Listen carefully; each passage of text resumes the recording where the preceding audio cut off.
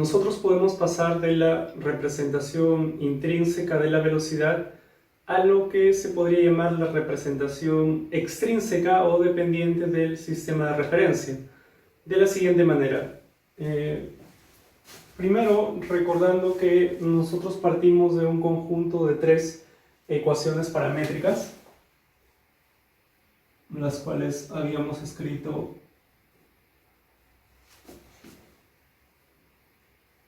de la siguiente manera, donde habíamos dicho claramente que t era un parámetro cualquiera, es decir, no necesariamente era el tiempo, ¿no? Y ahora lo que hacemos es ya escoger en específico como parámetro al tiempo.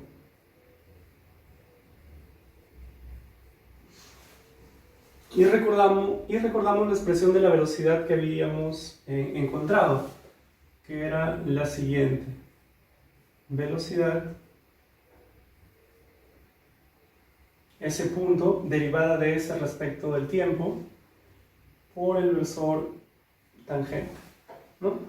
Y también habíamos encontrado la siguiente expresión para el versor tangente,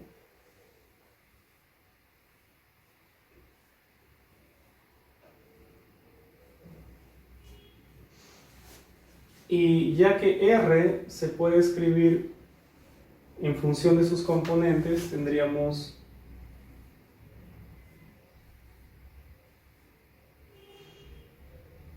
claro, según habíamos visto, sí existía la función R de S, ¿no? Es decir, dado un valor de S, pues había un único R, eso ya lo vimos. Sería X y más YJ más ZK.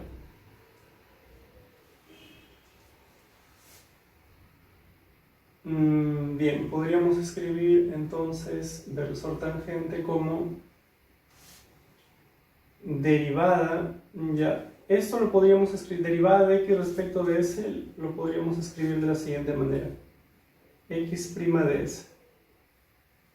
Es decir, imaginando que existe la función x de s, que claramente existe, ¿no? Porque dado un s, dado una longitud de curva, define un único punto y ese punto va a tener una única coordenada x, x' de s y más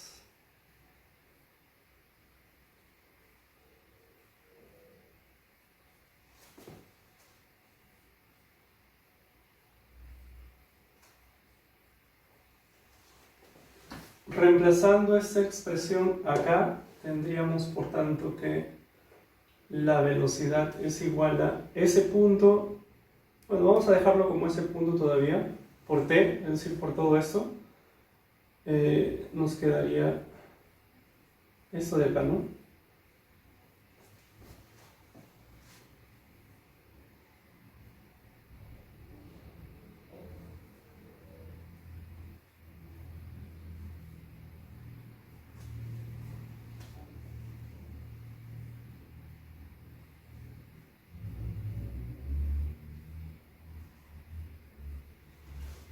Analicemos cada uno de los términos. Por ejemplo, el de acá, diríamos ese punto es la derivada de ese respecto del tiempo y lo vamos a escribir vamos a escribirlo por acá primero. Ese punto,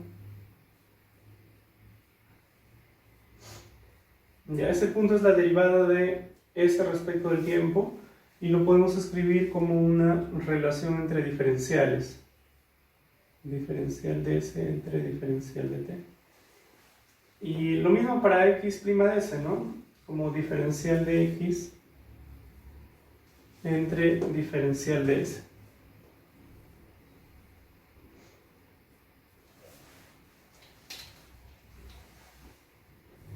Esto se da y tendríamos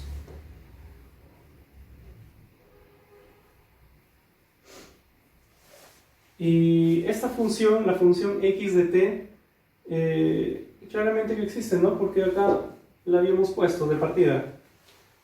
Y por tanto podríamos escribir esto como x punto dt. Por tanto, esto es para este término, algo similar para el de acá, algo similar para el de allá. Por tanto, escribiríamos v es igual a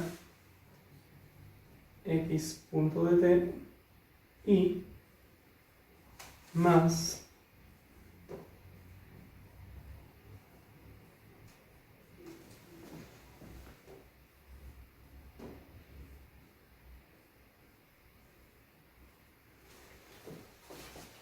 bien, hemos pasado de esta representación intrínseca a esta representación cartesiana, ¿no? O dependiente del sistema de referencia.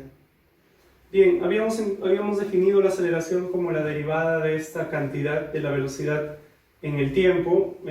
Por tanto, pues rápidamente veríamos que la aceleración sería derivada de esto en el tiempo, pues sería derivada de esto en el tiempo, lo cual escribimos así, ¿no? x2 puntos dt más y2 puntos dt más z2 puntos dt. Acá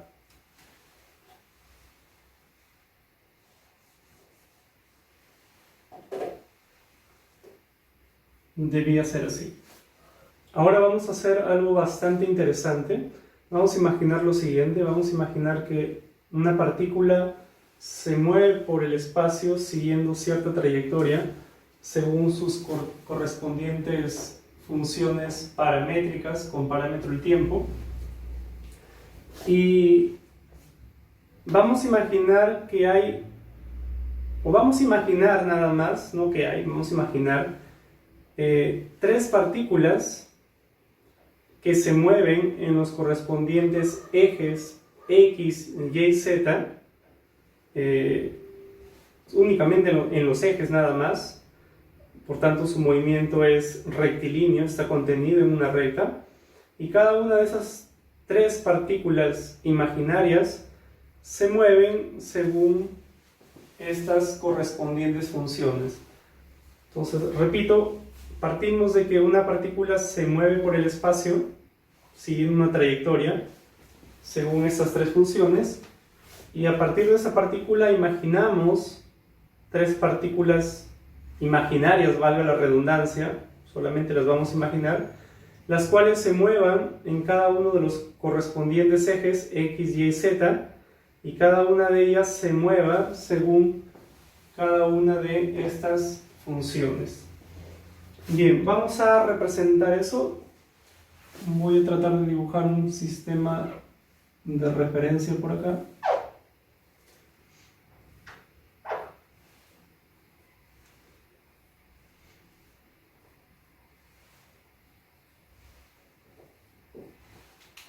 Imaginemos que esa es la trayectoria de una partícula.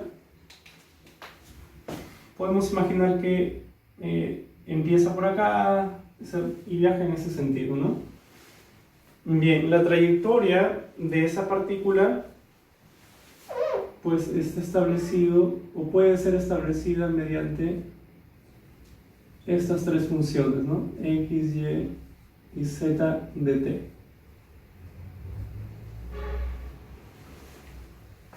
Bien, ahora imaginamos las tres partículas. Nuestra primera partícula es la que viaja a lo largo del eje X. Vamos a hacer lo siguiente para que quede un poco más claro.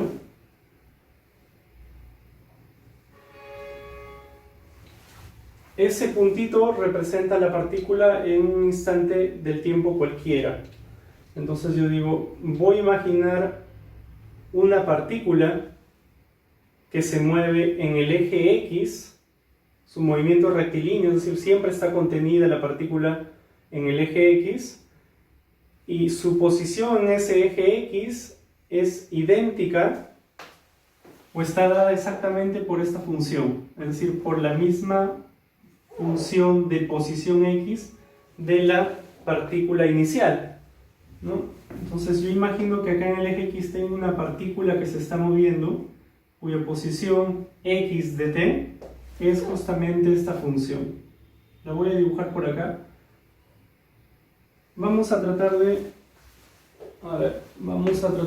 proyectar ese punto que está ahí para que se entienda un poquito más.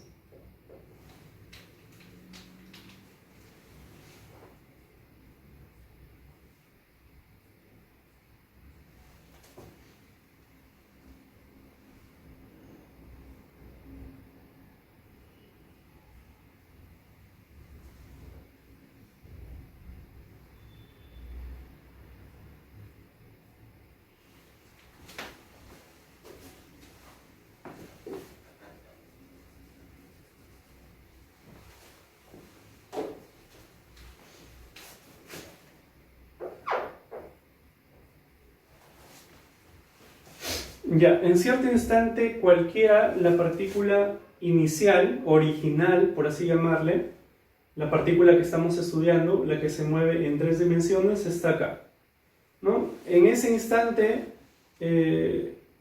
sus correspondientes coordenadas están dadas o se pueden visualizar en esta gráfica, ¿no? Me faltaría visualizar la coordenada z, ¿no? Que estaría más o menos por acá.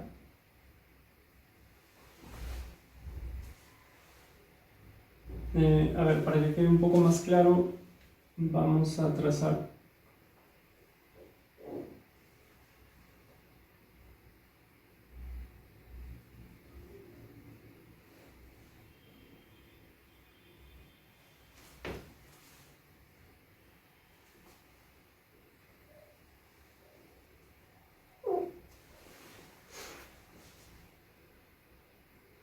Ya está, entonces estábamos imaginando nuestra primera partícula imaginaria, valga la redundancia, que se mueve a lo largo del eje X y se mueve según esta misma función x de t, ¿no? Entonces, en el mismo instante en el cual la partícula original se encuentra acá, en ese mismo instante, la primera partícula imaginaria, la que se mueve en el eje X, pues se encontrará justamente acá, ¿no?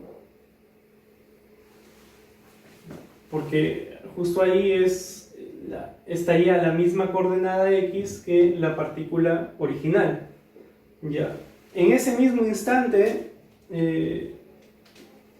o imaginamos ahora la segunda partícula que se mueve por el eje y, ¿no?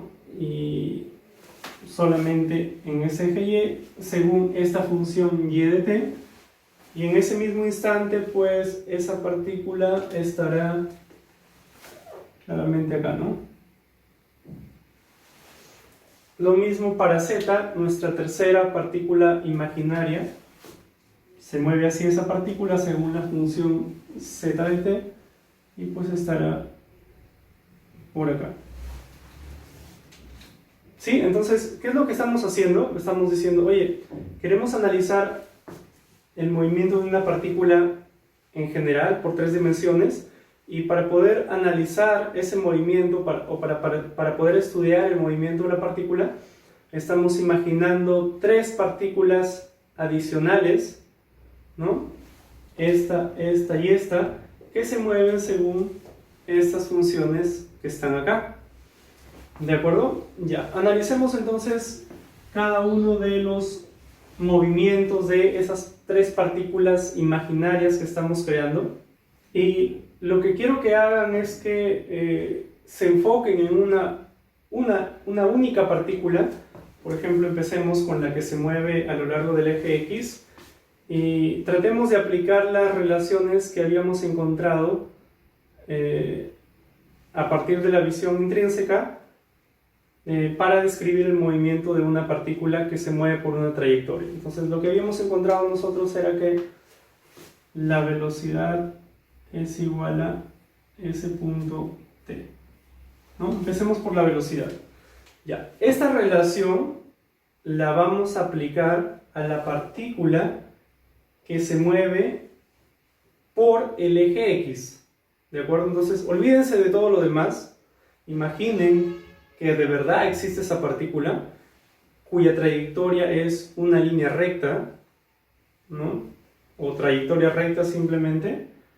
Y en esa trayectoria particular, apliquemos esta relación de acá. Diríamos, la velocidad, a cual le podríamos llamar Vx, ¿no? Ya, tengan cuidado, profe, Vx es la componente, no. Olvídense de todo lo demás, enfóquense en esta partícula. Vx es la velocidad, es el vector velocidad o velocidad simplemente de esta partícula de acá. No es la componente de nada, no, nada. Si esta relación, en esta ecuación, este v es la velocidad de una partícula, ¿no? Ya. Ahora, estamos aplicando esta ecuación para esta partícula de acá. Y le estamos poniendo de nombre a la velocidad de esa partícula Vx. Velocidad de la partícula que se mueve en X. Que después veamos que coincide con la componente de la velocidad de esta partícula original, ya eso es otra cosa. Por ahora eso vamos a llegar a eso, ¿no? Por ahora no nos interesa. Por ahora Vx es la velocidad de la partícula que se mueve en el eje X. Ya. Y lo que vamos a hacer es, claramente, como sabemos, tenemos que escoger un sentido para la abscisa curvilínea, ¿no? Y lo vamos a escoger en el mismo sentido que el eje X. Es decir, vamos a ponerlo así. Escojo así mi abscisa curvilínea, en el mismo sentido que el eje X. Diría ese punto.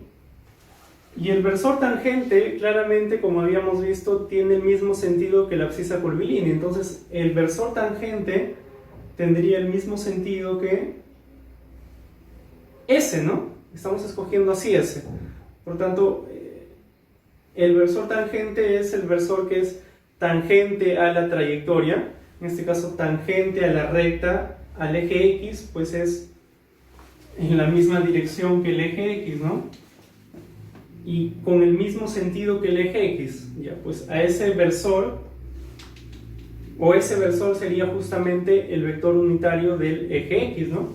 Al cual lo podemos denotar, lo vamos a dibujar por acá, y pues T, según, ya que hemos escogido S en el mismo sentido que X, pues acá sería Y. Por otro lado, nosotros podríamos decir lo siguiente: si quisiésemos hallar una relación entre ese punto y x de t, ¿cuál podría ser?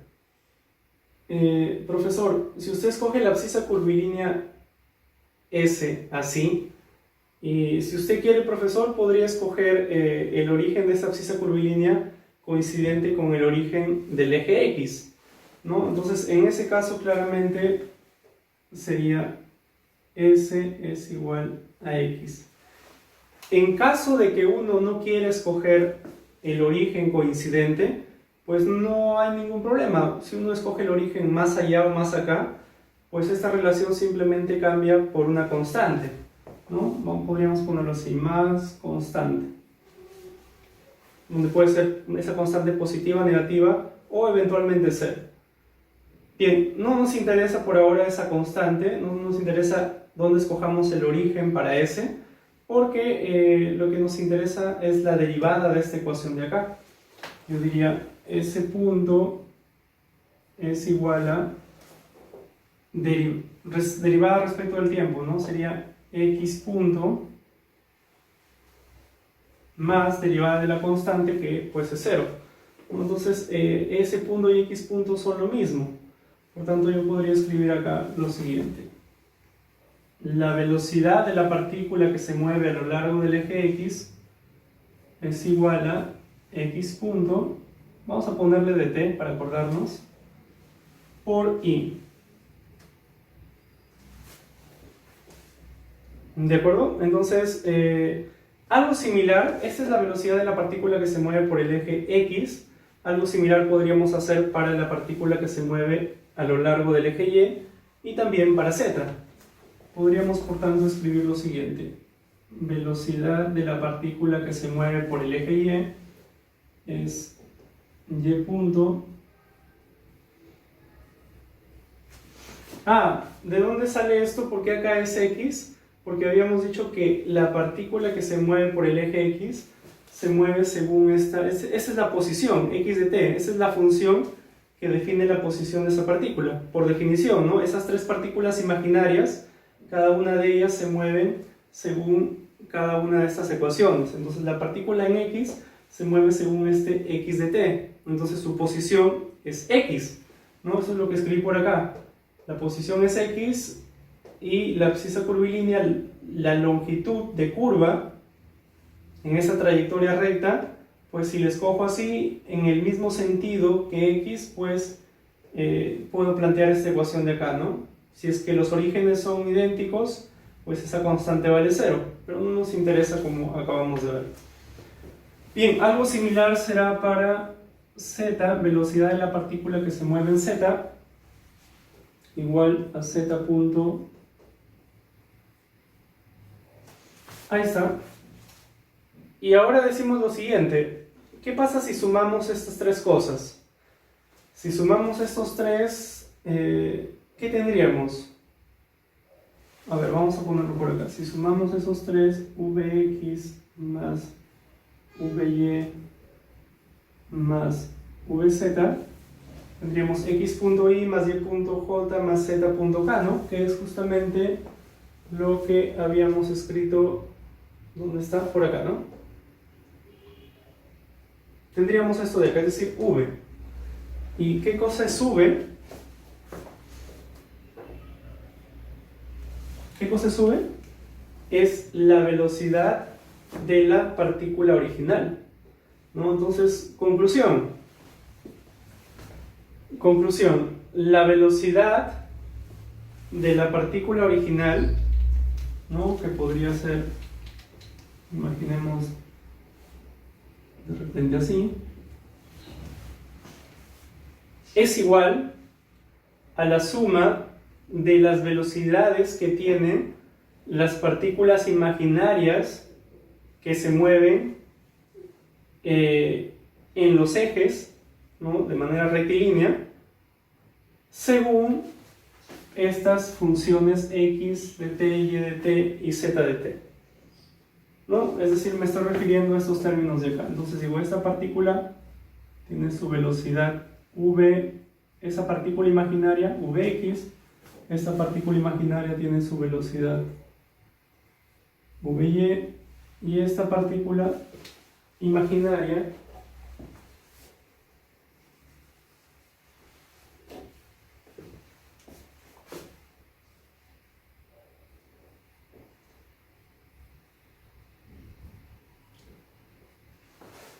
tiene su velocidad vz, ¿no? Y la suma de esas tres velocidades, de esas tres partículas imaginarias, nos dan la velocidad de la partícula original. Bien, claramente este Vx, este Vy y este Vz, según lo que hemos visto acá, son vectores que tienen la dirección de los versores I, J y K, ¿no?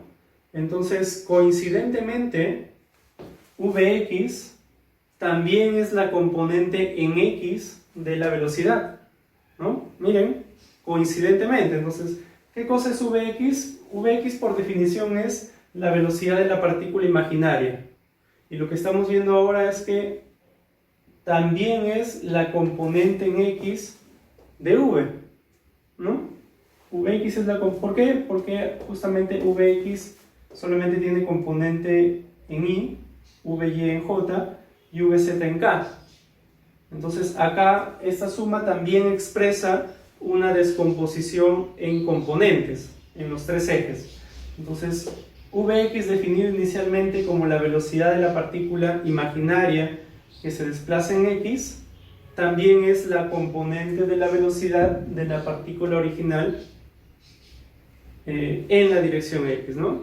Ya, esto podría parecer redundante u obvio, pero es necesario, muy necesario que lo hagamos, ¿no? Bien, algo similar podemos hacer con la aceleración. ¿Recuerdan ustedes? La aceleración tenía dos componentes, una tangencial y una normal. La aceleración tangencial tenía la forma de S dos puntos t, y la aceleración normal tenía la forma de S punto al cuadrado entre R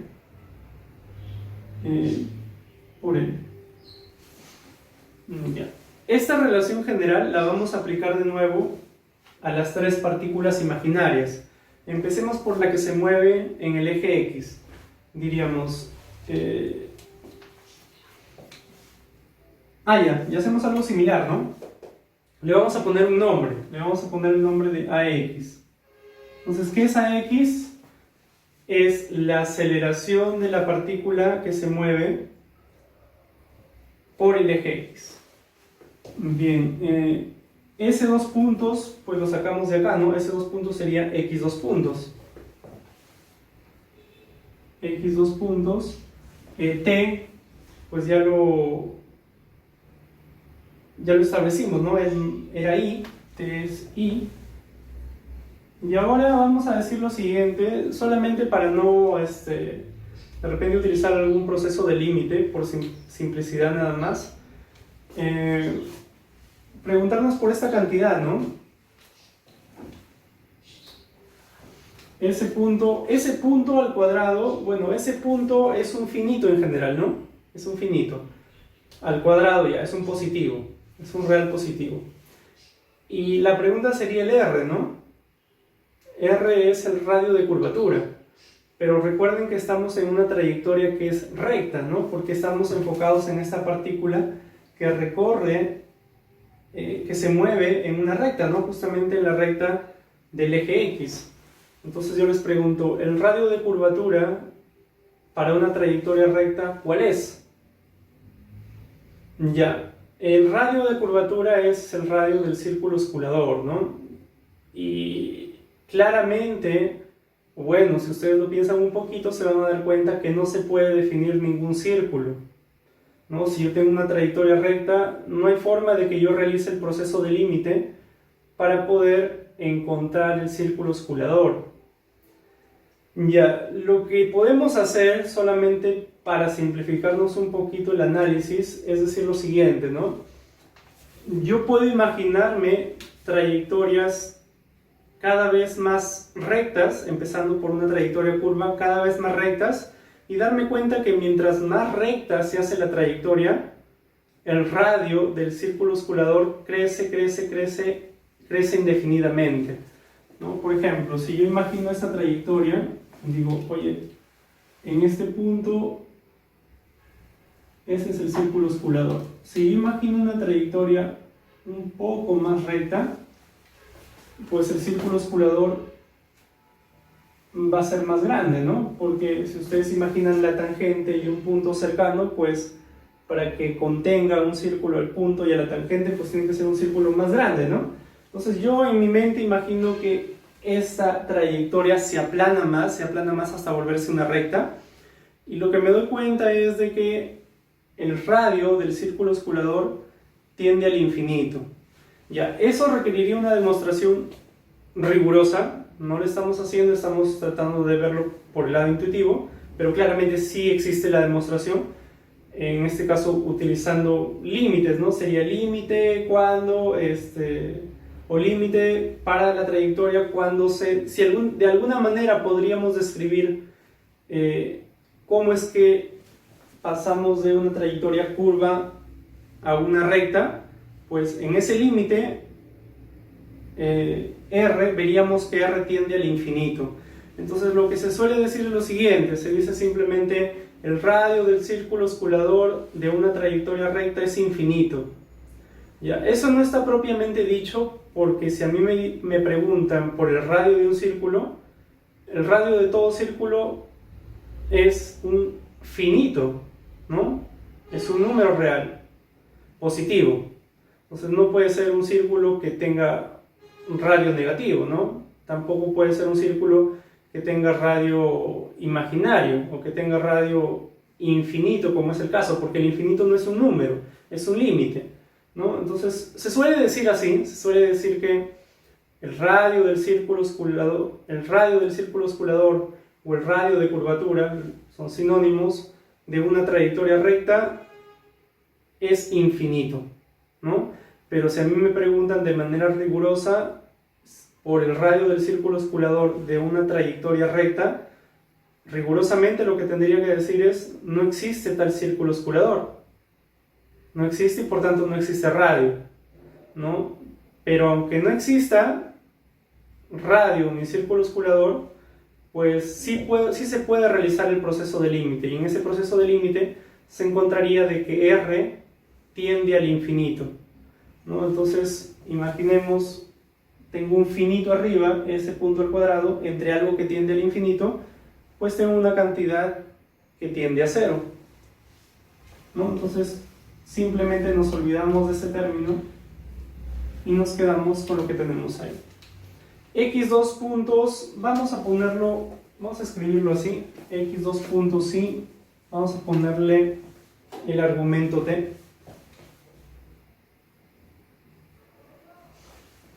Ya, y claramente podemos hacer lo mismo para la segunda partícula, la que se mueve en Y, la tercera partícula, la que se mueve en Z, ¿no? Decimos la aceleración de la segunda partícula, la cual se mueve en Y, sería Y2 puntos de T, J, y lo mismo por acá.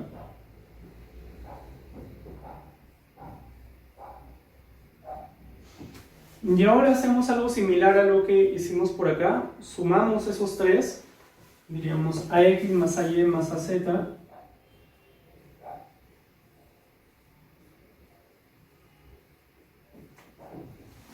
y eso nos da X2 puntos Y más Y2 puntos J más Z2 puntos K, que es justamente lo que está acá, ¿no? Es decir, nos sale la aceleración de la partícula original.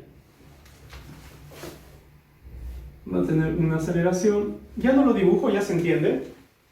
Esta relación nos dice que la aceleración de la partícula original es igual a la suma de las aceleraciones de las partículas imaginarias que se mueven en los ejes X, Y y Z según estas funciones X de t, Y de t y Z de t. De nuevo, AX, definida inicialmente como la velocidad de la aceleración de esa partícula imaginaria, es a la vez la componente en X de la aceleración de la partícula original, ¿no? Porque igual AX, AY y AZ, cada una de ellas tiene la dirección de I, J y K respectivamente. Entonces sí son las componentes, ¿no? Son las componentes de este vector. Pero inicialmente no las hemos definido así, inicialmente las definimos como las aceleraciones de las partículas imaginarias. Entonces las aceleraciones de las partículas imaginarias coinciden con las componentes del vector o de la aceleración de la partícula original. Anteriormente habíamos encontrado las siguientes dos relaciones. Habíamos encontrado el S' de t igual a más menos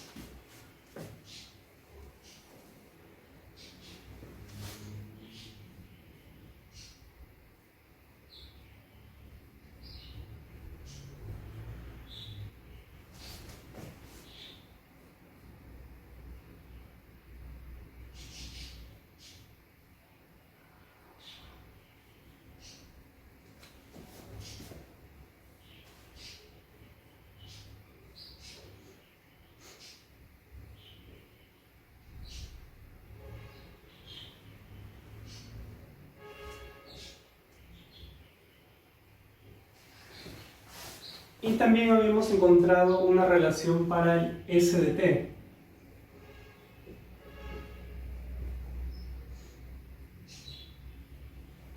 La integral desde un valor para el parámetro t sub 0 hasta t de justamente lo que está acá. Ya no voy a copiar todo. Es esa raíz por diferencial de t. Ya, cuando nosotros hallamos esas relaciones, t no era el tiempo, era un parámetro cualquiera, Y para poder hallar estas relaciones debían cumplirse ciertas condiciones, ¿no? Por ejemplo, que la curva sea regular.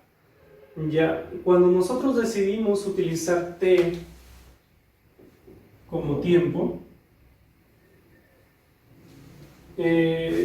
para poder utilizar esas relaciones con t como tiempo, deberíamos verificar que efectivamente se cumplen las mismas condiciones que utilizamos nosotros para deducir estas ecuaciones.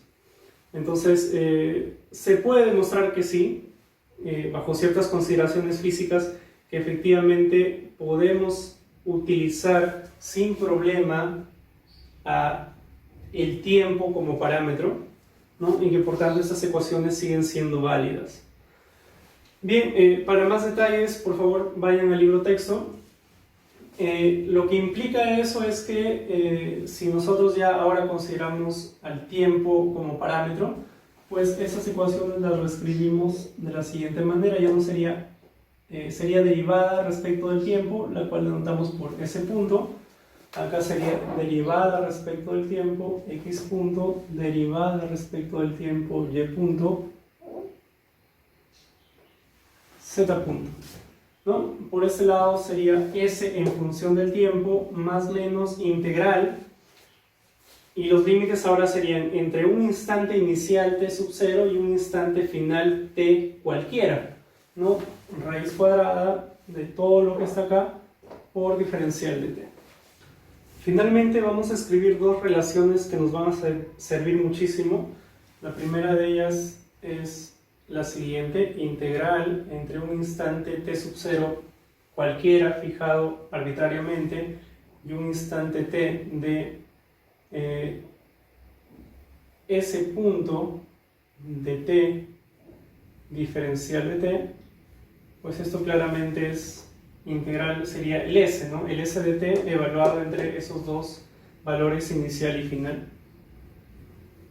S de t menos s de t sub 0.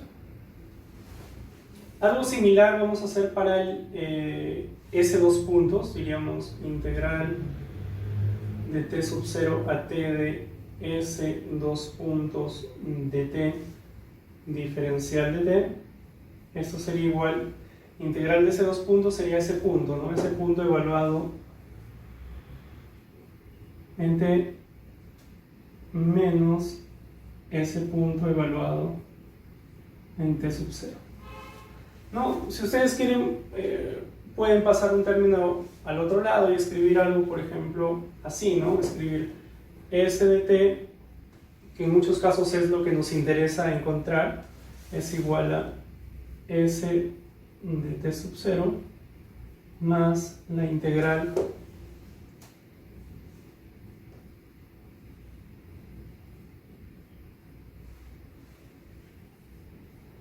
y algo similar podrían hacer también con esta relación de acá.